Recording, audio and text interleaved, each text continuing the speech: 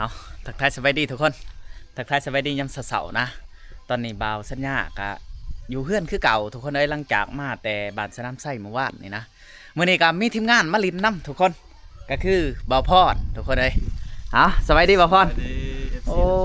โดยบ่ได้พ้อกันเฮิงแล้ว แม่นบ่ได้พอกันเฮิงเลยเป็นจังได๋มาจังได๋เดี๋ยวนี้หันสิเมื่อบ้านบ่หรือว่ากำลังมาแต่บ้านสิไปเหนืออ่า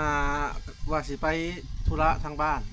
อืม ก็เลยอันแวะมาหาก่อนเพราะมันเป็นทางผ่าน เป็นทางผ่านแม่นทุกคนเลยถนนหนทางก็บ่อยากให้ถามยามนี้เนาะ โอ้ยเอา โอ้ย สายพี่น้องเลยก็เลยแวะมาลิ้นน้ำบ่าวสัญญาพี่น้องเพราะว่าบ่าวพรน่ะสิไปธุระทางบ้านครับไปธุระแป๊บเดียวได้ตอนแรกก็สิตีกลับขึ้นไปอีกเพราะว่ามีเวียกทั้งนั้นก็หลายอยู่ครับยังบ่ทันได้เฮ็ดภารกิจมันแล้วนะ โอ้โดย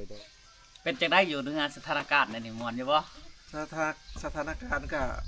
ปกติ ปกติเนาะ อืม โอ้ทุกคนได้บ่ได้เห็นทีมงานเฮิงหลายเบาหน่อยนี่ก็บ่ได้เห็นเฮิงได้ยินข่าวว่าไปห้องหมอเราก็เนาะ แม่นบ่น้อยก็อันเป็น ส้มแห้งเลยเป็นกระเพาะ แม่นทีแรกเพิ่นก็ว่าเป็นหัวโรคหัวจงหัวใจพอไปอัน2 ก้องจากลำไส้อะนะกระเพาะบาดแผลบักใหญ่นึง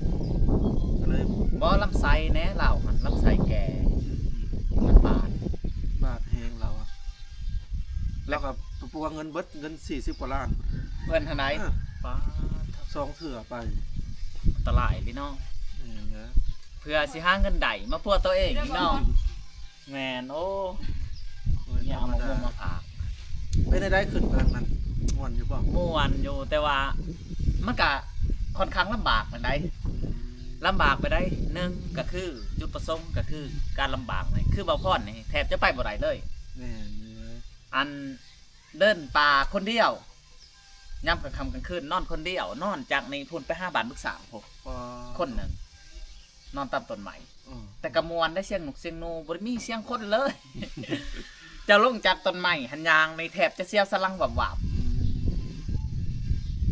เพราะว่ามันได้ยินเสียงหนุกเสียงนูจักเสียงไปเสียงปิยาแบบเสียงเขาบ่เคยได้ยินก็ได้ยินเหมือน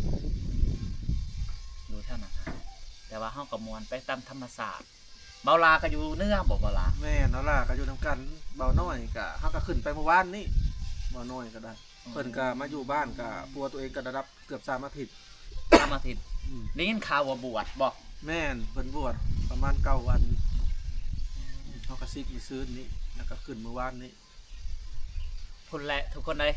บาวสัญญาสิขึ้นเนื้อกันจนกว่ามีเวลาพุ่นแหละจะขึ้นไปย่ำเขาอันไอแก้วไอวันอยู่แล้วก็อยากย่ำไล่บอลอะไรบอลเขาเคยไป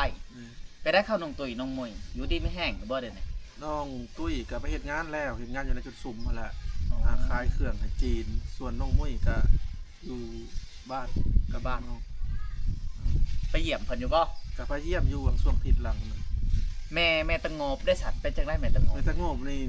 ยังบ่ทันได้ไปเยี่ยมเลยก็ส่วนหลายเราบ่ค่อยอยู่เฮือน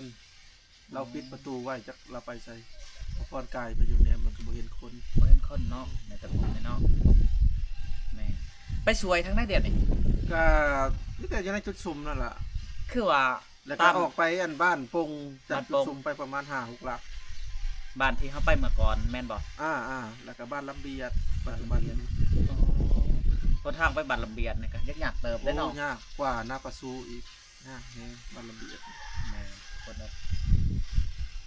เอาจังได้ก็สู้ๆคือว่าหั่นแหละทุกคน มาพอกันด้นๆพอกันเถอะหนึ่งก็เลยมา อันนี้มาก็บ่ได้ตั้งใจมาเด้อพี่น้องก็เลยเห็นว่าเอ้ามันเป็นทางผ่านก็เลยแวะหาเพิ่น แม่ อย่างทางบ่าวสัญญาเพิ่นก็ลงมาจากภูประมาณจักมื้อละ 2 วันเลย 2 วันนี่แหละเนาะ แม่นผู้แหละวันที่15ผู้แหละทุกคนเฮาจังสิได้ไป5,000เฮียงเพราะว่าช่วงนี้ยังบ่ได้ขึ้นผู้เถือพันเฮียงยังกะเกี่ยมอันสถานที่จัดงานดอก โอ้เคยเบิ่งคลิปเพิ่นอยู่เห็นเพิ่นไป